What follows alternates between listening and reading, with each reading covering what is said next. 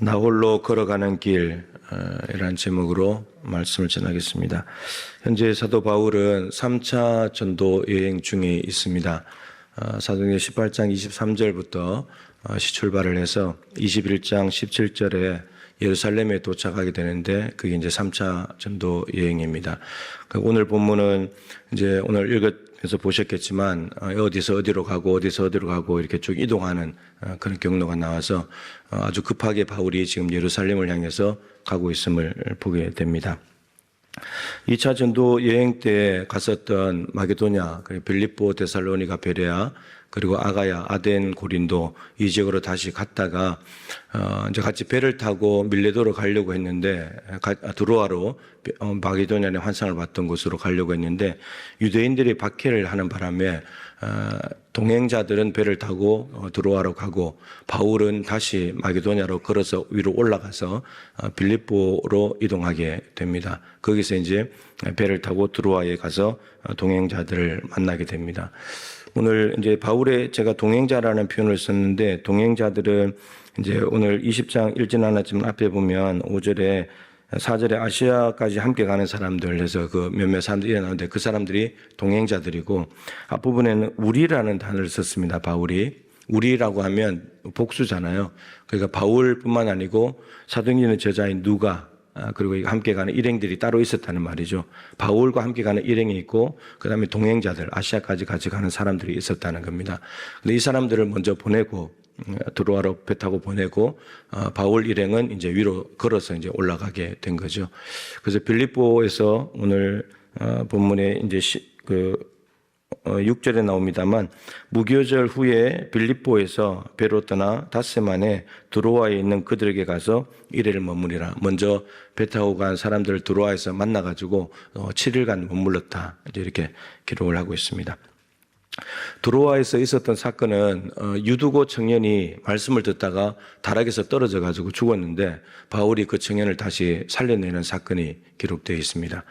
그리고 드로아에서 이제 배를 타고 아소로 이동을 해야 되는데 근데 바울이 일행들을 동행자들과 일행들을 아소까지 배를 태워서 보내고 바울은 드로아에서 아소까지 걸어서 이동을 합니다.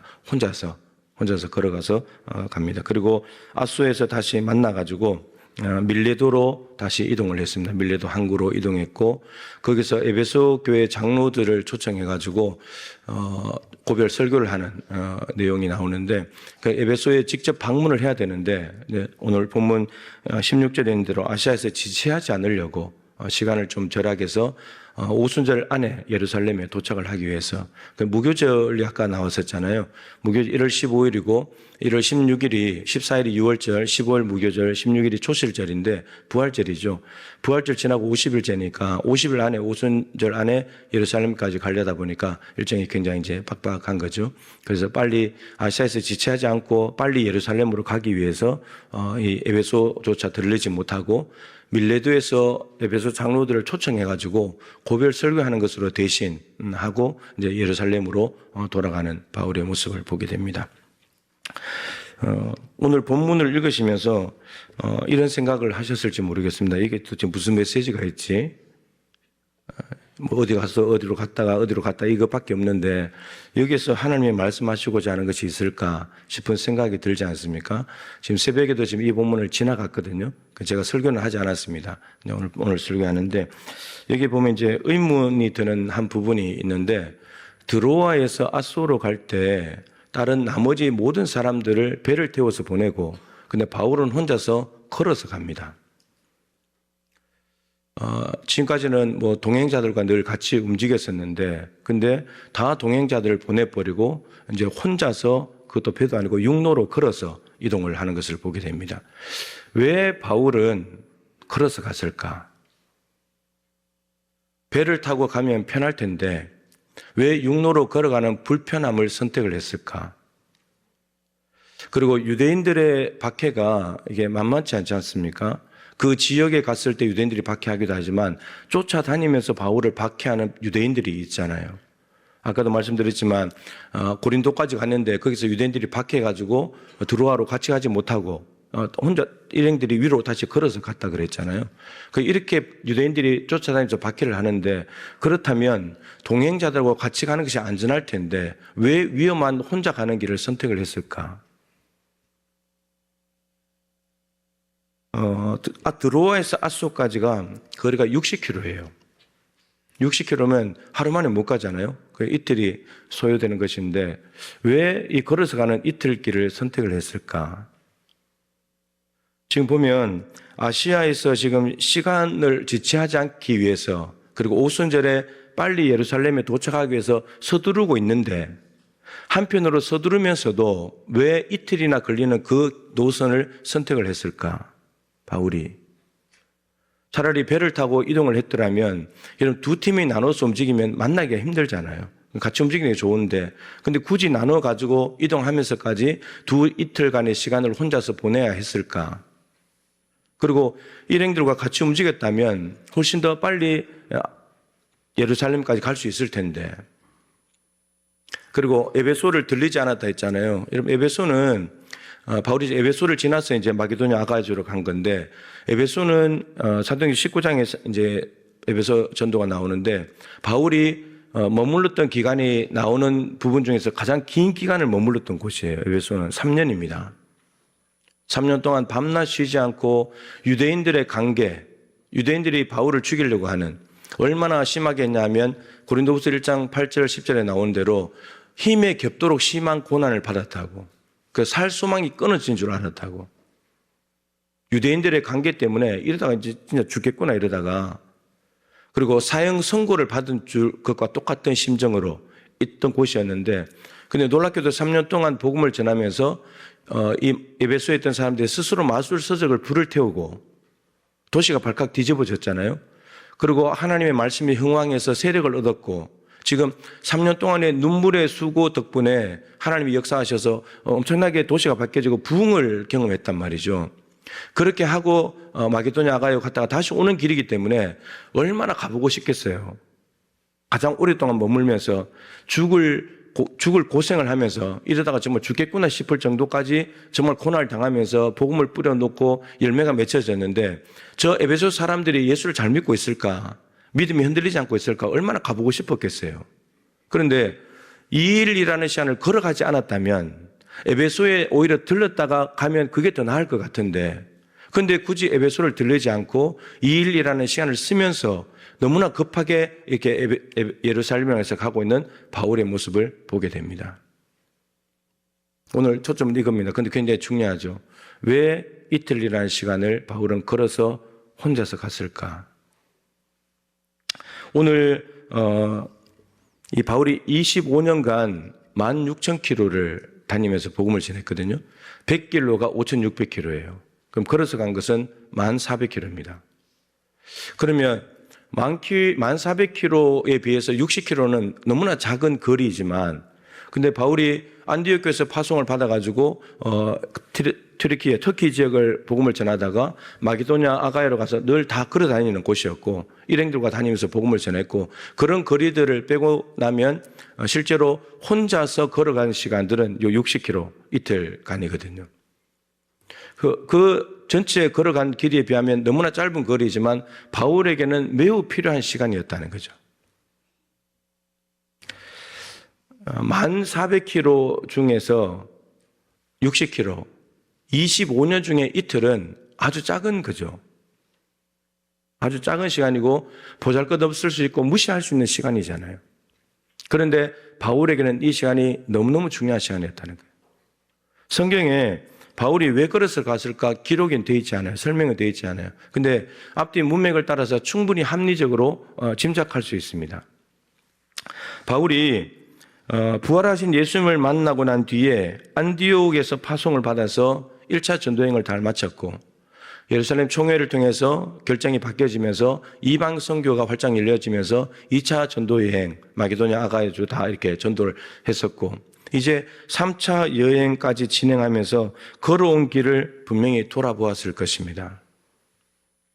주님께서 맡기신 복음 전하는 사명을 잘 감당을 했는지, 정말 주님의 일꾼으로서 맡은 일에 충성을 했는지 분명히 자신의 삶을 회고하는 시간을 가졌을 것입니다. 그리고 이제 3차 전도 여행을 마치게 되면 예루살렘에 가야 되는데, 여러분 예루살렘은 지금까지 당했던 고난도 만만치 않지만 앞으로 바울에게 남아있는 고난은 더 심각한 엄청난 박해가 기다리고 있거든요. 이전과는 다른 권력자들이 기다리고 있습니다. 이 임금들, 총독들과 같은 이런 사람들이, 정치 권력자들이 기다리고 있습니다. 그 사람들을 상대해야 됩니다. 아무 죄도 없이 상대를 해야 되고, 그리고 로마까지 가는 일정을 미리 내다보면서 바울은 믿음의 준비를 했을 것입니다. 더군다나 꽃길이 아닙니다. 꽃길이 아니에요. 환영받는 길이 아닙니다. 3차까지 전도하면서 얼마나 수고했냐, 이것이 아닙니다. 오늘 본문을 지나고 나면 성령께서 말씀하십니다. 뭐라고 말씀하시냐면, 나는 성령에 매여서 예루살렘으로 가는데, 거기에 23절에 보시면 내게 증언하여 결박과 환난이 나를 기다린다고 성령께서 가르쳐 줬습니다. 바울아, 너 예루살렘에 가면 이제는 결박당할 것이고 거기는 환난밖에 없어. 근데 지금 바울이 거기를 가겠다는 겁니다. 이것을 알고 있기 때문에 바울이 이전과는 전혀 다른 마음의 각오와 결단을 해야 되는 시간이 필요했던 거죠. 그리고 실제로 보면 결박과 환난은 지금까지 당했던 어떤 체포, 감옥에 잠깐 구금되는 정도가 아니라 24절에 보시면 사명을 위해서, 주님께서 나에게 주신 사명을 위해서 내 생명조차도 조금 더 귀한 것을 여기지 않는다. 바울은 지금 순교까지 내다보고 가고 있거든요. 지금까지 박해당했을 때 마음가짐하고 이제 가면 결박당하고 많은 권력자들 앞에 서서 복음을 전해야 되고 자기를 변론해야 되고 그러면서 죄수의 몸으로 로마까지 압송되어서 가는 이 과정 속에 이제 죽음이 다가오겠다는 것을 감지했을 때 마음의 각오와 다짐은 다르지 않겠습니까? 바울이 이걸 지금 이 시간에 가지고 있는 거죠. 지금까지 바울이 달려온 삶을 추적해 보면 바울은 멈추지 않습니다. 뒤돌아가지 않아요. 다른 길로 가지 않습니다. 그냥 밀고 나가는 거죠. 성령께서 이끄시는 대로 가서 박해가 있든 없든 복음을 전합니다. 감옥 가서도 복음을 전하고, 복음 전하는 사명은 멈추지 않았습니다. 장소만 달라졌을 뿐이지 바울은 한결같은 열심으로 달려갔던 사람이죠. 그런데 예루살렘과 그 이후의 일정을 앞에 두고 2일간의 시간을 가지는, 홀로 걸어가는 이 바울의 시간 속에 바울의 심정은 아주 여러 가지 많은 생각들이 겹쳐졌을 것이라고 충분히 짐작할 수 있습니다. 걸어가는 불편, 배를 타고 가도 되지만 걸어가는 불편함, 그리고 같이 가면 안전한데 혼자 가는 위험, 그리고 2일이라는 시간을 지체하면서까지도 바울은 이 시간을 반드시 가져야만 했습니다.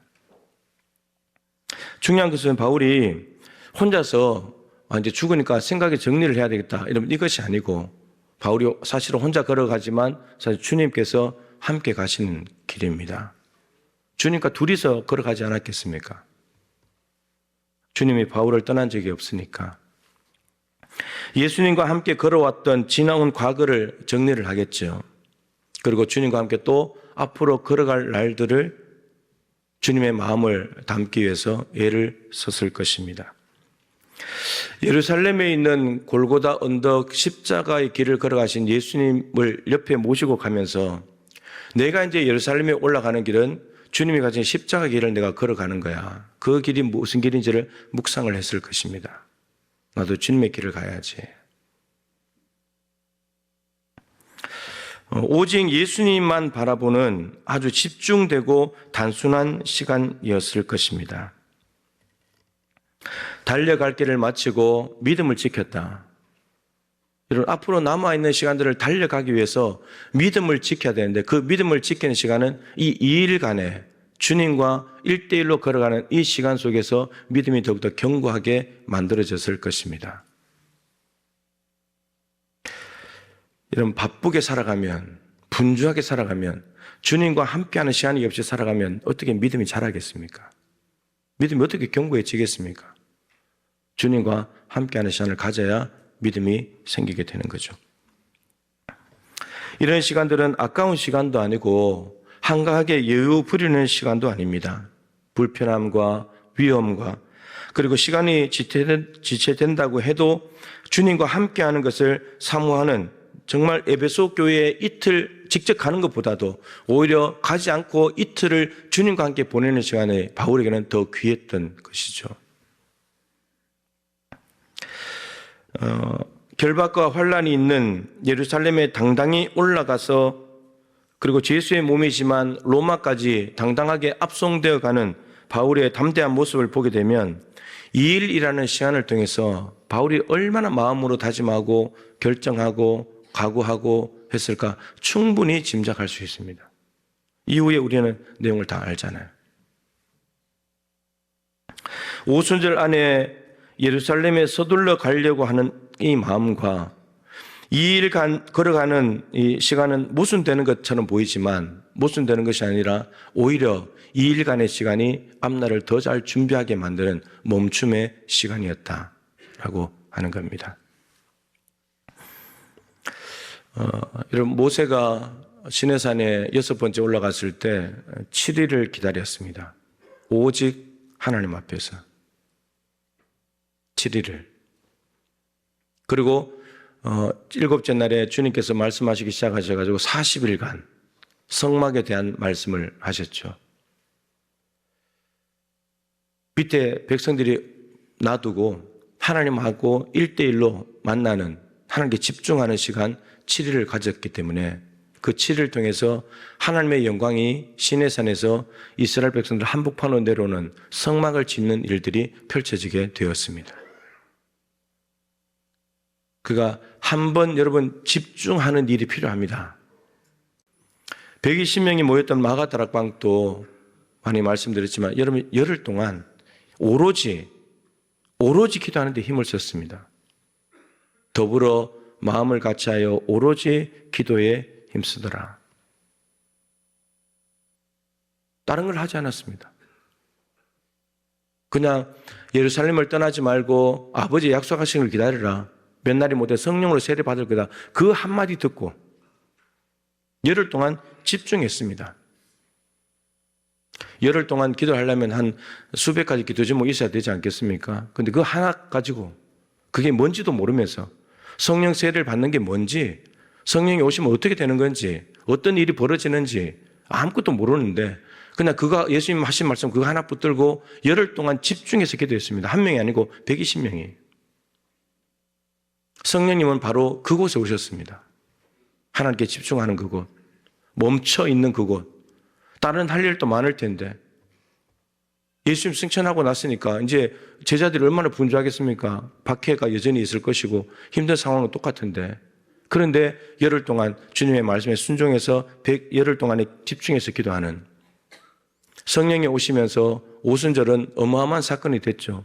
15개국에서 온 사람들이 십자가와 부활의 복음을 들었고 초대교회가 생겨났고 성령의 역사는 엄청난 속도로 번져가기 시작했습니다. 그 시작 지점이 120명이 열흘 동안 집중으로 기도했던 그 지점이에요. 여러분, 우리에게도 이런 시간이 필요합니다. 뭔가에 너무 바쁘게 살아가는데 근데 멈춰야 된다. 멈춰야 돼. 여러분, 차에 악셀레터만 있고 브레이크가 없으면 어떻게 되겠습니까? 그 사고 나는 거예요. 100% 사고예요. 근데 우리는 악셀레터를 너무 좋아해요. 브레이크 좀 밟아야 되는데. 우리의 인생 시간 흘러가는 속에 브레이크를 잡아야 된다. 이 멈춤의 시간은, 바울의 이 이틀간의 시간은 좀 쉬자, 힘드니까 이것이 아니고 주님과 함께하는 시간을 가지기 위해서 사람들 다 거리두기 하고 동력자들과 다 거리두기 하고 오직 하나님 앞에 머물러 있으려고, 하나님의 마음을 가지려고 하는 이 시간. 매주 예배마다 하나님 앞에 오지만 우리의 인생 중에 의도적으로 좀 시간을 내어가지고 다른 것을 멀리하는 불편함, 손해, 좀 어려움들까지도 감수하면서도 하나님 앞에 머물러 있는 시간이 필요하다는 거예요. 여러분, 이 멈춤은 아까운 시간이 아닙니다. 오히려 정리와 새로운 출발을 하게 하는 힘이 되는 거죠. 차도 여러분 계속 달리기만 하면 달려갈 수 있습니까? 기름 떨어지면 못 가잖아요. 그죠? 억대가 되는 차도 기름 없으면 못 가는 거예요. 멈춰서 점검도 하고 기름도 넣고 그래야 다시 출발할 수 있는 거잖아요.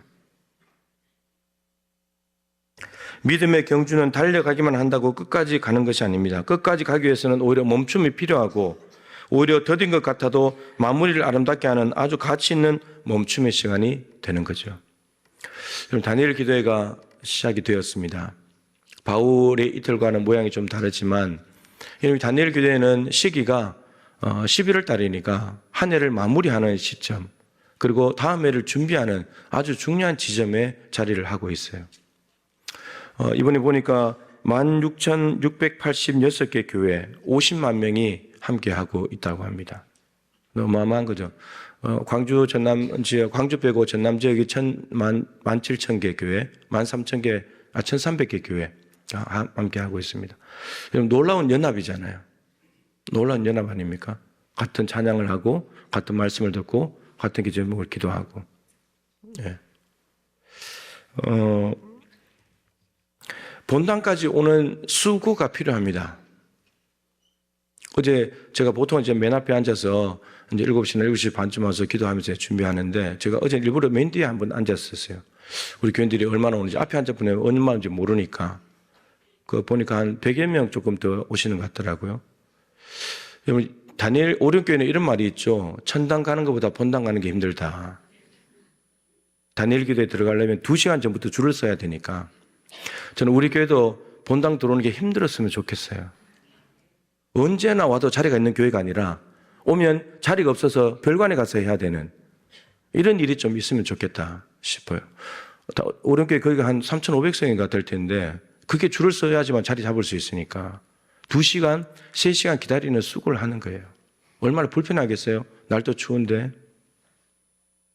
바울이 일부러 불편한 길을 선택하고 위험한 길을 선택하고 주님과 함께하는 시간에 집중하면서 정말 새로운 선교 사역을 준비를 했듯이 우리가 이 다니엘 기도를 통해서 함께 오는 수고를 하고 불편함을 좀 감수하고 사모하는 마음으로 나와서 함께 한다면 여러분 집에서는 얼마나 편해요. 반바지 입고 누워가지고 그냥 보다가 딴 거 하다가 보다가 뭐 얼마나 편해요. 근데 여기 와서 분명히 하나님은 연합을 해야 된다. 그래 그 모양은 기도해야 된다. 노는 연합, 뭐 소풍 가는 연합이 아니라 연합인데 기도하는 연합이어야 된다. 그래야 순천이 바뀌어진다. 우리 교회를 향하신 주님의 뜻입니다. 이 다니엘 기도를 통해서 이제 하루밖에 안 지났으니까 여러분 오늘부터 시작해서 21일간 여러분 다른 데 신경 쓰지 말고 여기에만 집중해 보는 거예요. 이거 안 하고 있으면 뭐 하고 있겠어요? 사람들하고 만나서 이야기 나누고 밥 먹고 자고 뭐 그러겠죠. 근데 2시간 동안 하나님 앞에 좀 더 집중하면서 우리가 늘 한 해를 잘 마무리하고 새해를 준비하는 것은 중요한 일이 아니겠습니까? 그럼 그만큼 가치 있게 만들려면 그것을 가치 있게 만드는 가치 있는 시간을 가져야죠. 네, 그래서 다니엘 기도에 우리가 좀 더 집중해서 하나님 앞에 예배하고 우리를 다시 한번 더 준비시킬 수 있는 그러한 은혜가 있기를 바라고 바울이 더 활기찬 선교를 앞으로 달려갔듯이 우리도 이 시간들을 통해서 힘차게 달려갈 수 있는 은혜가 있기를 소망합니다.